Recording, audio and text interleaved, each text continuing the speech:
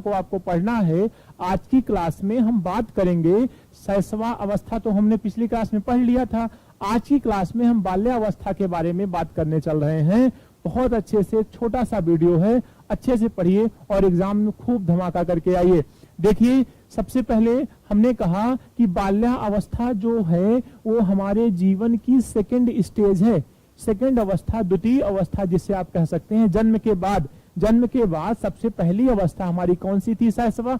दूसरी कौन थी? बाल्या। आज इसमें हम बाल्या के बारे में बात करने चल रहे हैं। तो बाल्या की अवस्था के बारे में शुरुआत करने से पहले हम आपको ये बताना चाहते हैं कि ये कौन सी अवस्था है। ये सेकंड स्टेज है। इसका समय क्या है? 6 से लेकर के 12 तक का एक शुरुआत थोड़ा सा रिकैप करके हम आपको बताते हैं। हमने आपसे कहा था कि जन्म से लेकर के 15 दिन का समय, ये मैं कई बार बता चुका हूं। फिर आप देखिए 15 दिन से लेकर के, 15 दिन को हम 2 सप्ताह भी कह सकते हैं, 15 दिन से लेकर के 2 वर्ष तक का समय। फिर हमने कहा 2 वर्ष से लेकर के 6 वर्ष तक का समय क्या कहलाएगा सर? फिर 6 वर्ष से लेकर के 12 वर्ष तक का समय और 12 वर्ष से लेकर के 18 वर्ष तक का समय। ये 5 बातें आपको समझनी है। हमने कहा था इसे नवजात शिशु कहते हैं। इसे क्या कहते हैं? नवजात शिशु कहते हैं। इसे क्या कहते हैं सर? इस अवस्था को शैशवा कहते हैं। लेकिन अमूमन आपने देखा होगा ज्यादातर आपके पेपर में जन्म से 2 वर्ष लिखा रहता है, तो वो ठीक है, ये ऑप्शन ही सही है। उस 15 दिन को सीधे जन्म से जोड़ दिया जाता है। 2 वर्ष से लेकर के 6 वर्ष तक के समय को हम क्या कहते हैं? 2 वर्ष से लेकर के 6 वर्ष के समय को हम पूर्व बाल्या कहते हैं। इसी को खिलौने की भी अवस्था कहते हैं। लेकिन आज का जो हमारा टॉपिक है वो है 6 से लेकर के 12 वर्ष तक का अध्ययन, जिसे हम क्या कहते हैं? इसे हम बाल्यावस्था कहते हैं। नेक्स्ट क्लास में हम क्या पढ़ेंगे? 12 से लेकर 18 अर्थात किशोरा अवस्था के बारे में चर्चा करेंगे। तो आइए आज हम बाल्यावस्था के बारे में एक छोटा सा अध्ययन करते हैं। बाल्यावस्था का समय क्या है? 6 से लेकर के 12 वर्ष। इस समय को हम 2 बराबर भागों में बांट सकते हैं। 6 से लेकर के 9 वर्ष के समय को हम संचय काल कहते हैं और 9 से लेकर के 12 तक के समय को हम परिपाक काल कहते हैं। संचय काल का मतलब क्या है? संचय काल का मतलब है इस अवस्था में उसे खिलौने इकट्ठा करने की, या घर में जो टूटे फूटे खिलौने होते हैं उन सब चीजों को, कंचों को, पैसों को इकट्ठा करने की प्रवृत्ति आने लगती है। इसलिए इसे हम संचय काल कहते हैं, जो कहां से कहां तक होता है? 6 से लेकर के 9 वर्ष तक का। आपने देखा था कि शारीरिक और मानसिक विकास बालक का सबसे तेज, सबसे तीव्र किसमें हो रहा था? शैशवावस्था में। अब शैशवावस्था 6 वर्ष के बाद खत्म हो जाती है। 6 से लेकर के 9 अर्थात 7, 8, 9 इन 3 सालों में उसका शारीरिक और मानसिक विकास थोड़ा सा धीमा हो जाता है। इस बात को ध्यान रखिएगा, शारीरिक और मानसिक विकास क्या हो जाता है? धीमा हो जाता है। फिर जैसे ही 9 वर्ष पूरा होता है, 10, 11 और 12 फिर से उसका शरीर और जो मस्तिष्क है फिर से परिवर्तन होने लगता है, अर्थात फिर से ऊंचाइयों की ओर बढ़ने लगता है, अर्थात उसमें परिवर्तन होने लगता है। अब आपको देखना है कि जो परिपाक काल का समय है वो कहां से कहां तक है? 9 से 12 वर्ष तक का। इसलिए इसे हमने परिपाक काल कहा, क्योंकि परिपाक काल का मतलब होता है मजबूती की ओर। अब वो मानसिक रूप से भी और शारीरिक रूप से भी मजबूत होने लगता है। एक बात ध्यान रखिएगा, रॉस एक मनोवैज्ञानिक थे जो अक्सर आपको एग्जाम में फंसाएंगे। रॉस ने शैशवा को, जो शैशवा का समय था, उन्होंने जन्म से 2 वर्ष नहीं बताया, उन्हें 1 वर्ष से 3 वर्ष तक बताया। शैशवावस्था रॉस के अनुसार अगर आपसे पूछे, आप मेरा पहला वीडियो देख सकते हैं, उसमें मैंने आपको बहुत अच्छे ढंग से बताया है। अब अगर 1 वर्ष से 3 वर्ष तक शैशवा हो गई रॉस के अनुसार, तो जाहिर सी बात है जो पूर्व बाल्या है, पूर्व बाल्या का भी समय 2 से 6 नहीं होगा, बल्कि 3 से 6 वर्ष हो जाएगा। क्लियर है ये बात? रॉस ने इसी बाल्यावस्था को मिथ्या की परिपक्वता कहा। ध्यान रखिएगा, मिथ्या की परिपक्वता बाल्यावस्था को किसने कहा था? रॉस ने कहा था। क्यों कहा था? उन्होंने कहा था कि शैशवा के बाद जो भी परिवर्तन बाल्या में होता है वो स्थिर नहीं होता, अभी वो किशोरा में फिर से बदल जाएगा, इसलिए ये जो परिपक्वता आपको दिख रही है ये मिथ्या है, झूठी है, अभी ये किशोरावस्था में फिर से बदल जाएगी। आइए आगे बढ़ते हैं। टोटल आपको क्या समझना था इसमें आपको 2 पॉइंट समझना था कि बाल्यावस्था 6 से 12 वर्ष तक के समय को 2 भागों में बांट सकते हैं, एक संचय काल और दूसरा कौन सा है? परिपाक काल, बोर्ड पर लिखा हुआ है। आगे बढ़ते हैं। हमने कहा कि बाल्यावस्था के बारे में ये जो स्लाइड है ये एकदम जान है। आप ये समझिए कि एग्जाम में इससे बाहर बाल्यावस्था से प्रश्न आपसे नहीं पूछेगा, इसलिए इसे बहुत ध्यान से आप समझिएगा।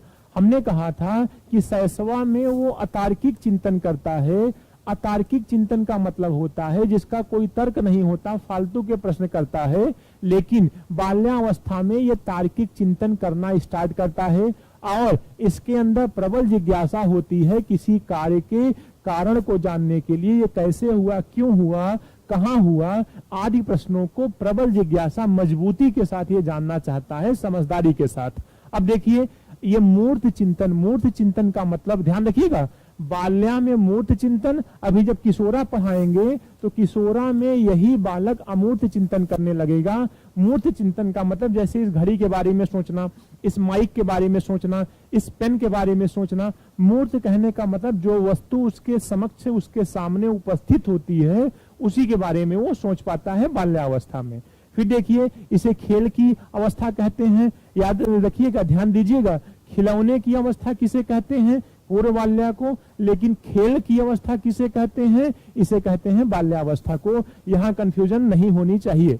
फिर देखिए इसे गिरोह की अवस्था, गैंग एज, इसे गिरोह की अवस्था या गैंग एज कहते हैं।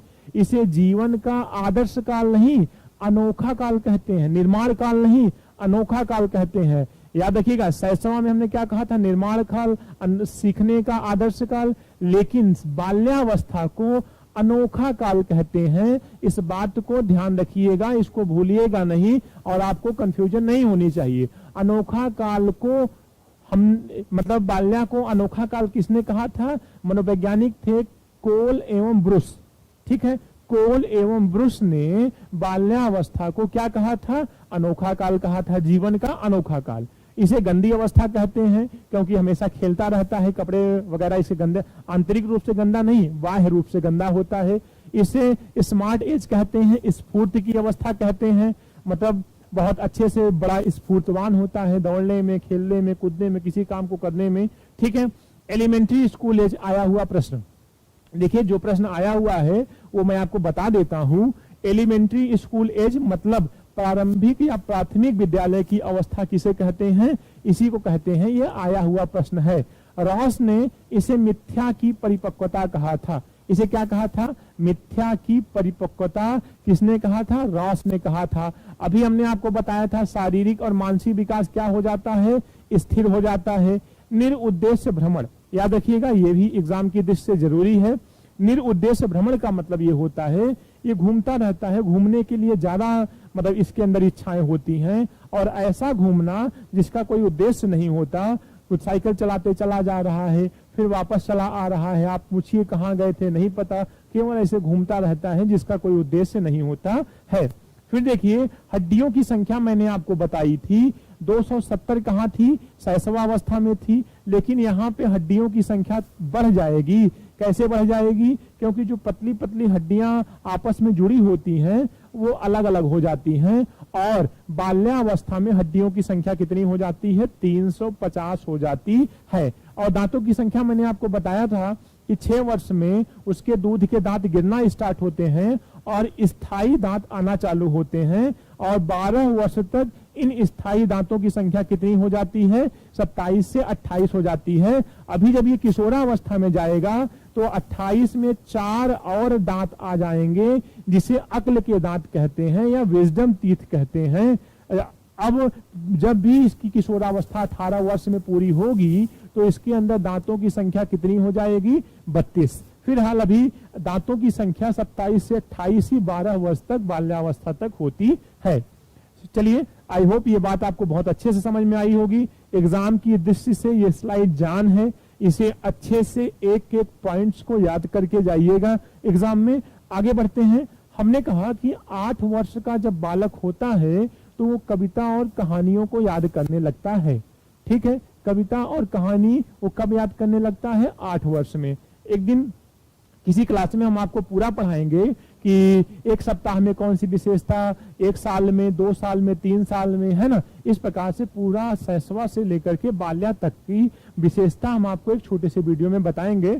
फिलहाल अभी आपको 2 पॉइंट याद रखना है। 8 वर्ष की क्या विशेषता है? 8 वर्ष में बालक कविता और कहानी को याद करने लगता है, और 9 वर्ष में जो बालक होता है जोड़, घटाना, गुणा, भाग, दिन, समय, तारीख, महीने और वर्ष की जानकारी भी रखने लगता है।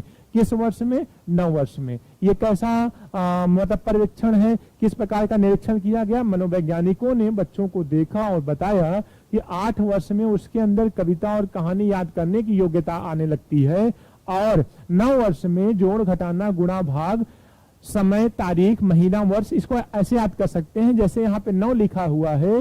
1 2 3 4 5 6 7 8 9 चीजों की जानकारी उसे 9 वर्ष में हो जाती है। और अक्सर आपने देखा होगा आपके एग्जाम में पूछा जाता है 8 लाइन की कविता लिखिए जो पेपर में ना आई हुई हो। तो कहने का मतलब जो 8 लाइन की कविता है उसका संबंध किससे है? 8 वर्ष से है। अब देखिए, काम प्रवृत्ति की न्यूनता होती है। अभी आपने अगर आप कंपैरिजन करके पढ़ेंगे तो ही अच्छी पढ़ाई हो सकती है। काम प्रवृत्ति शैशवावस्था में बहुत प्रबल थी। माँ का दूध पीना, खिलौनों को मुंह में रखना, अंगूठे को चूसना, ये काम प्रवृत्ति का कुछ लक्षण था। लेकिन ये जो काम प्रवृत्ति बाल्यावस्था में न्यून हो जाती है, मतलब धीमी हो जाती है। कार्य और कारण को बताना और जानना, अब वो किसी कार्य को क्यों कर रहा है ये भी बता सकता है, और कोई कार्य क्यों हो रहा है इसके बारे में भी वो जानकारी रखना चाहता है। फिर देखिए, बहिर्मुखी हो जाता है। 2 शब्द आप पढ़ेंगे, एक पढ़ेंगे अंतर्मुखी और एक पढ़ेंगे बहिर्मुखी। अंतर्मुखी का मतलब स्वयं से मतलब रखना, और बहिर्मुखी का मतलब थोड़ा सा बाह्य दुनिया को, आस पड़ोस के बारे में जानना। तो कहने का मतलब कि बहिर्मुखी जैसे जैसे उसकी एज बढ़ती जाएगी उसका जो सामाजिक दायरा है वो बढ़ता जाएगा। परिवार, पड़ोस, विद्यालय, मीडिया, बाजार, शहर, इस प्रकार से बढ़ता चला जाता है। एक आपके लिए एग्जाम पॉइंट क्या है? एग्जाम पॉइंट संवेगात्मक विकास का अनोखा काल, है ना। बाल्यावस्था को संवेगात्मक विकास का अनोखा काल कहा जाता है। अर्थात जो अभी संवेगात्मक विकास, उसमें जो संवेग अभी उसमें उत्तेजना के रूप में थे, भय, क्रोध, काम, पीड़ा, ये 4 संवेग शैशवावस्था में थे, अब वो उन संवेगों का विकास होने लगता है। और संवेगात्मक विकास का अनोखा काल बाल्यावस्था को किसने कहा था? कोल एवं ब्रुस ने कहा था। याद रखिएगा, संवेगात्मक विकास का अनोखा काल कोल एवं ब्रुस ने बाल्यावस्था के बारे में कहा था। ठीक है, तो ये कुछ बातें हमने बाल्यावस्था के बारे में आपको बताई। अब नेक्स्ट वीडियो में जब भी हम आपसे मिलेंगे तो किशोरावस्था के बारे में ऐसे ही छोटे छोटे बिंदुओं को लेकर के आएंगे जो पढ़ने में बहुत ही आरामदायक होंगे, बिना बोझ के होंगे। ऐसा आपको लगेगा कि मजे मजे में हम सारे साइकोलॉजी को समझ रहे हैं, पढ़ रहे हैं, और एग्जाम में निश्चिंत रहिए, बहुत अच्छे से आप करके आएंगे। अभी हम लोग प्रैक्टिस सेट भी लेकर के आएंगे और आप खुद से भी प्रैक्टिस करते रहिए। तब तक के लिए बहुत बहुत धन्यवाद।